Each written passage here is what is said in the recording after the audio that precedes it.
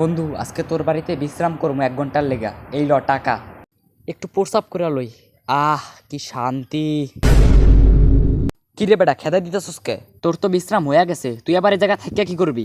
এই বেটা, আমি তো আইলামই কেবল, আবার বিশ্রাম হইলো কেমনে? তুই একটু আগে কি করতেছিলি? কে প্রস্রাব? প্রস্রাব করার সময় তুই জানি কি কইতাছিলি? কে প্রস্রাব করার সময় কইছিলাম অনেক শান্তি। তুই প্রস্রাবের সময় কইছস শান্তি, আবার বিশ্রামের সমার্থক শব্দও তো শান্তি। তার মানে তো তোর বিশ্রাম হইয়াই গেছে গা। যা বাড়ি যা।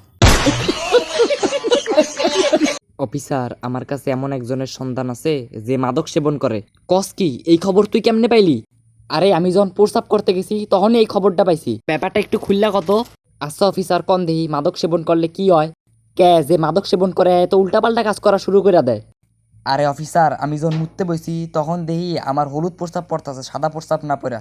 তার মানে আমার কিডনি নিশ্চয়ই মাদক দ্রব্য সেবন করছে, নাইলে তো সাদা প্রস্রাবের বদল সে হলুদ প্রস্রাব ফিল্টার করতো না। হ্যাঁ ধরেন, এখন আমার কিডনিটা ধরেন তো। কন্ট্রাক্টর সাহেব, এই নেন ভাড়া। তা ছোড়ো, তোমার বাড়ি কই? আরে আমার বাড়ি তো মাদারীপুর। আরে আমার বাড়িও তো মাদারীপুর, তার মানে তো আমার দোস্ত দোস্ত দোস্ত। যা, তোর ভাড়া দেওয়া লাগবো না। আচ্ছা ঠিক আছে দোস্ত, তাহলে আমার লাগেজ গুলা দে। লাগেজ? কি এর লাগেজ? আরে যেগুলো আমি নিয়ে আইতাছিলাম। না বন্ধু, ওই লাগেজ গুলা তো দেওয়া যাবো না, কারণ বাংলাদেশে যেমন বন্ধু বন্ধুর উপকার হয় তেমন বন্ধুই বন্ধুর পিছনে নখ দেয়। ড্রাইভার সাহেব, লাগেজ গুলা নিয়ে টান দেন তো, আজকে আমার বন্ধুরে পুরো বাংলাদেশ ঘুরামু। আমারে কিছু করার আগে আমার ব্যাপারে অধ্যয়ন করে আসিস, সে জায়গায় দেখতে পাবি তুই তোর শেষ পরিণতি। আসলে বোবা থাকলেও অল টাইম সাথে 10টা বোম থাকে, শেষে করার সময় পাবি না মিনতি।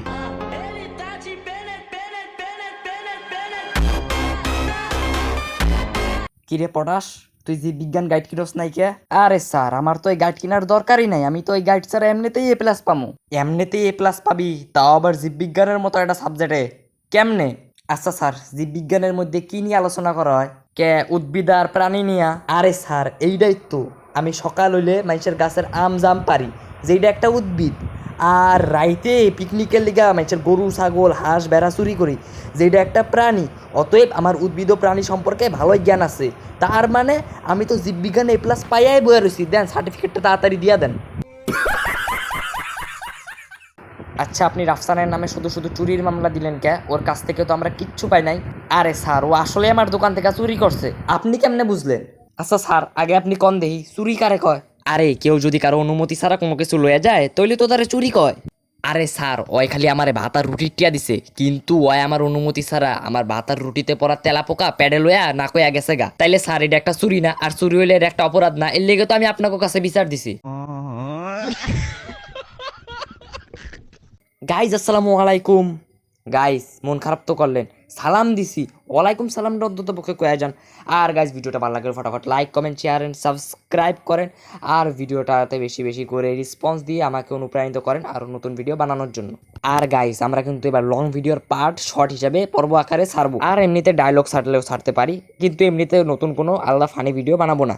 কিন্তু এই নিয়ে আপনারা মন খারাপ করবেন না, কারণ এবার আমরা অনেকগুলো ফানি ভিডিও একত্রে করে লং ভিডিও হিসাবে ছাড়বো, যেটাকে আপনাদের দেখে রেসপন্স দিতে হবে। তো টাটা, গুড বাই অ্যান্ড আল্লাহ হাফেজ।